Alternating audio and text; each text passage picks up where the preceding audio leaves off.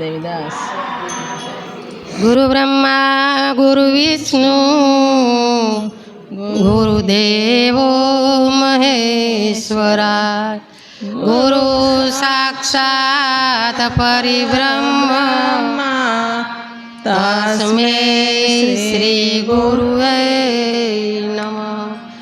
ધ્યાન મૂલમ ગુરુમૂર્તિ પૂજા મૂલમ ગુરુપદમ મંત્ર મૂલમ ગુરુવાક્ય મોક્ષ મૂલમ ગુરુ કૃપા. બોલે સદગુરુ ભગવાનની જય. રામદેવજી મહારાજની જય. પરબના પીરની દ્વારકાધીશ કૃષ્ણ કનૈયાલાલ કી જય. ઓમ નમઃ પાર્વતી પતે હર હર મહાદેવ. ભારતીબેનનું કામ એટલે બ્રાહ્મણ છે એટલે અનુરુદ્ધને બાંધ્યા એમ કે એ સંસારમાં મારા રાખો ડૂબકા. બ્રાહ્મણનું કામ એ જ હોય ને કે તમને બધાને પરણાવી દે, ચાર ફેરા ફેરાવી દે અને બ્રાહ્મણ સાવધાન કરે છે તમને. 4 વખત કે કન્યા પધરાવો સાવધાન, કન્યા પધરાવો સાવધાન. આવું બ્રાહ્મણ વારંવાર પોકારીને કે સાવધાન થઈ જાઓ 2 જણા, હજુ સમજી જાઓ. બરાબર ને? હા હજુ સમજી જાઓ. એટલે આ બધું બ્રાહ્મણનું કામ હતું. એટલે મેં ભારતીબેનને ફોન કર્યો. આજ મને થોડીક વધારે ઉધરસ ને એવું બધું આવતું, શરદી ઉધરસ અઠવાડિયેથી છે, રોજ દવાઈ લઉં છું. પણ હવે આ ભગવાનની ઈચ્છા હોય એમ થાય ને, આ બધું આ વાતાવરણ વાદળાને એવું થાય ને એટલે મને ફૂલ એલર્જી છે. જેને જેવું જોતું હોય ને એવું ભગવાન કોઈને આપી નથી દેતા. મને ગાવાનો શોખ, સત્સંગ કરવાનો શોખ, કથા વાંચવાનો શોખ, રાસે રમવાનો શોખ, ગરબે રમવાનો શોખ, આ બધા જ મને અતિશય પ્રિય છે.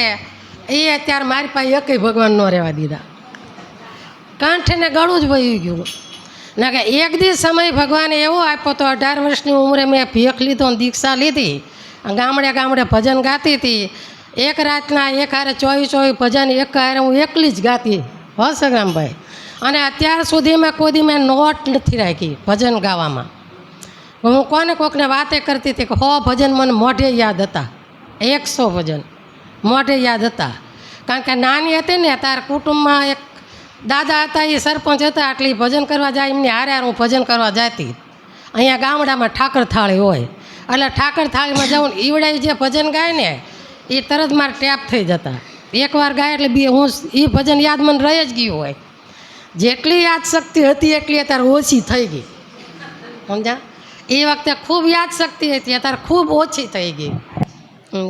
એટલે જેને જેવું ગમે એવું બધું. કાલે હું કહેતી ને કે આ બધી કસોટીની પરીક્ષા હોય ભગવાનની, પણ એમાં એની મરજી અનુસાર જ હાલવું પડે. આમાં આપણું કંઈ હાલે નહીં. મને રોજ એમ થાય કે આજ રોજ હેઠે જઈને એ ગોપીઓ હારે એવો સત્સંગ કરું ને, બધાને હસાવવું, આનંદ કરાવવું. ખરેખર વખારણ આપણે અહીંયા રાખી વાંચવી એનું કારણ એક જ છે, 3 દિવસ આપણે બધા સાથે મળીને ભગવાનના નામનો આનંદ કરીએ, ગુણ ગાઈએ. અને સંત તરીકે મારી ફરજ છે કે આવું સંસારમાં જીવન તમે જીવો, સતમાર્ગે ચડાવી સંતોનો ધર્મ છે. એટલે આપણા મહાપુરુષે કીધું છે. કાલે હું કહેતી હતી કે સંતનો ધર્મ શું છે, એને સંસારમાંથી બહાર કાઢવાનો ધર્મ. સંસારમાં બહાર કાઢો એટલે કોઈ એમને તમે આ બધું મૂકી દો ને છોડી દો ને સાધુ થઈ જાવ, એવું કોઈ સાધુ કહે નહીં. સાધુ થઈ ગયા હોય તમને સાધુ બનાવવાની કોશિશ ન કરે. તમારા જીવનનું કલ્યાણ કેમ થાય, તમારા જીવનનું કલ્યાણ કેમ થાય એ માટે સંતોનું સર્જન ભગવાને કર્યું છે. એટલે એ અમારો ધર્મ છે. અમે જે કંઈ સત્સંગ કરી, કથા કરી, કીર્તન કરી, ભજન કરવી એ કોઈ પહાડ નથી. એ માટે જ ભગવાને અવતરણ અમારું આપ્યું છે. એટલે એ માટે અવતાર લીધો છે. હવે એમાં એ નથી થતું એટલે કાંઈક અમારું કાંઈક પૂર્વજન્મનું કાંઈક હશે તો એ નહીં થતું હોય.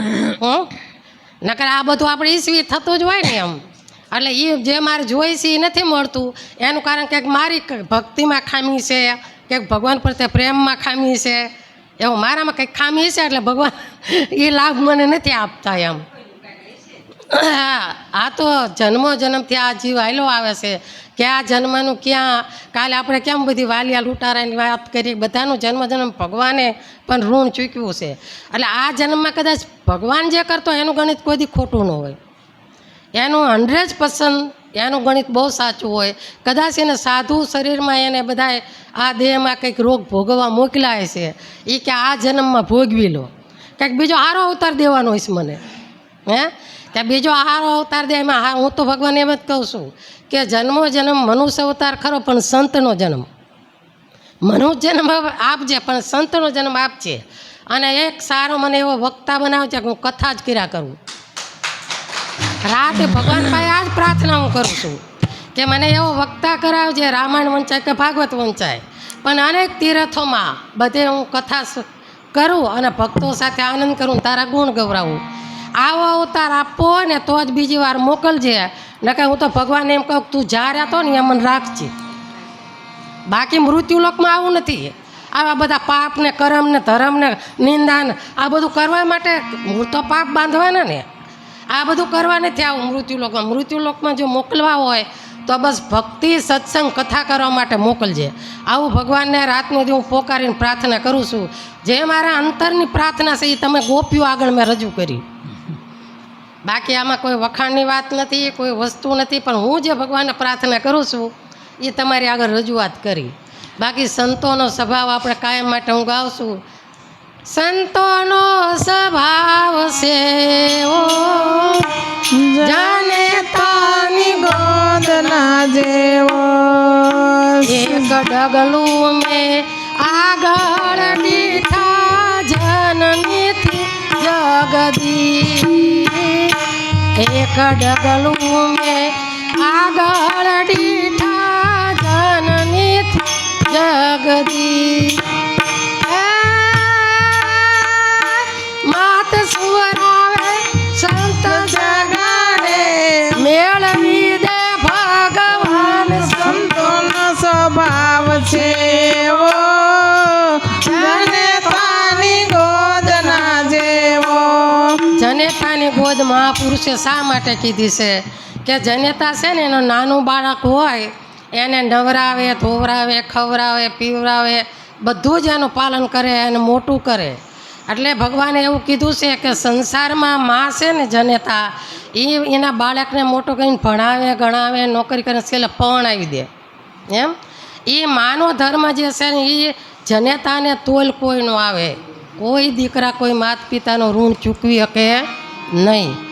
કારણ કે માત પિતાનું ઋણ ચૂકવી ન શકે. શ્રવણ એટલે માત પિતાની સેવા કરી તો છેલ્લે પોતે ચૂકી ગયા, માત પિતાનું ઋણ પૂરું ન કરી શક્યા. છેલ્લે તરસા માત પિતાને મૂકીને પોતાનો જીવ ગુમાવવો પડે કે એને તો એની વાત જ નથી થાય શ્રવણની, તો એટલી એને માત પિતાની સેવા કરી તે એમ. એટલે સંતો એવું કીધું કે જો માં આટલું બધું દીકરા માટે કરે છે તો એથી જનેતાથી ઊંચું સંતોનું પદ આપ્યું.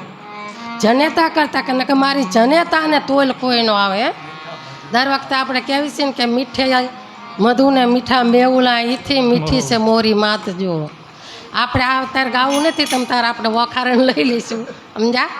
કારણ કે આ સત એક કડી બોલો માં, એક કડી બોલો.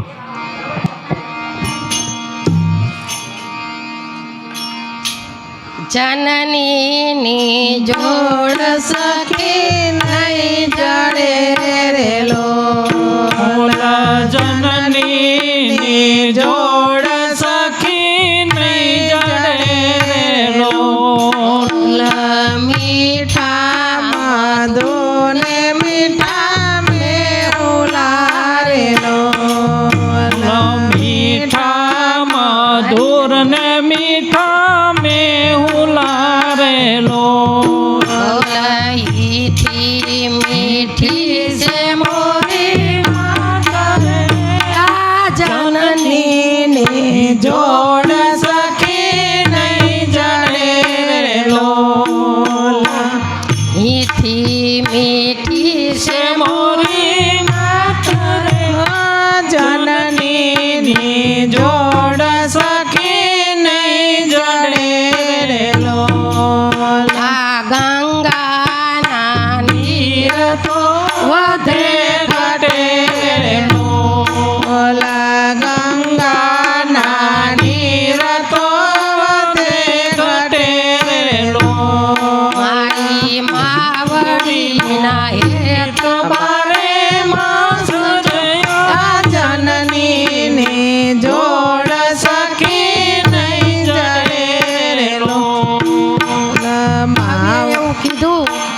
મારી માના જે યજ છે ને ઈ 12 માસ છે. માં કોઈ દી દીકરાને 100 વરાની થાય ને તો દીકરાને ક્યારેય ભૂલતી નથી.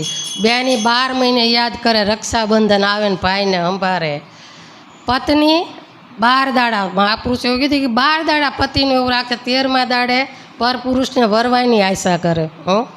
પણ માં છે ને એ પરમાર્થી છે. દીકરાને જન્મ આપવા માટે એટલું બધું સંકટ ને દુઃખ વેઠવું હોય છતાં માં છેલ્લા શ્વાસા સુધી. આપણે દેવીદાસ બાપુ અને અમરમાની આ વખતે મોરારી બાપુએ પરબની વાત કરી હતી કથાની અંદર, આ બગસરા કથાની અંદર, કે જ્યારે ડોશીમાને દરિયામાં ફેંકી દેશે પોતાનો દીકરો, રક્તપિત્ત નીકળ્યો હોય છે આખા શરીરે, અને એને ગામના એમ કહેશે કે કેદાર તારી માને તું આ દરિયામાં ફેંકી દે ને કે આખા ગામમાં રક્તપિત્તનો રોગ થશે અને તને પાપ લાગશે, આખું ગામ પીડાશે. તો છેવટે એનો એકને એક દીકરો કેદાર હતો, એ પોતાની જનતાને દરિયાના પાણીમાં ફેંકવા જાય અને ગાજતે વાજતે જઈને દરિયામાં ફેંકી દેશે. એ વખતે આ દેવીદાસ બાપુ એ દ્રશ્ય નજરે જોવે છે, અને જ્યાં દેવીદાસ બાપુ નજરે જોવે એટલે તરત એને દરિયામાં ધૂપકો માર્યો દેવીદાસ બાપુએ, અને ડોશીમાને તેડી લીધા. તેડીને ડોશીમાને બહાર કાઢી અને પરબની જગ્યામાં લાવશે. તારા ગામ આખું ઊભું હોય છે. દેવીદાસ બાપુ શું કહેશે કે એ દેવલા, આ ડોશીને રક્તપિત્ત નીકળ્યો છે અને તું આ જગ્યામાં લઈ જઈશ તો અમારું ગામ અભડાવીશ. કે જો આ દુનિયા શું કે સાંભળી લેજો. ભક્તિ કરી બહુ કઠિન છે, અઘરી છે, સહન શક્તિ હોવી જોઈએ.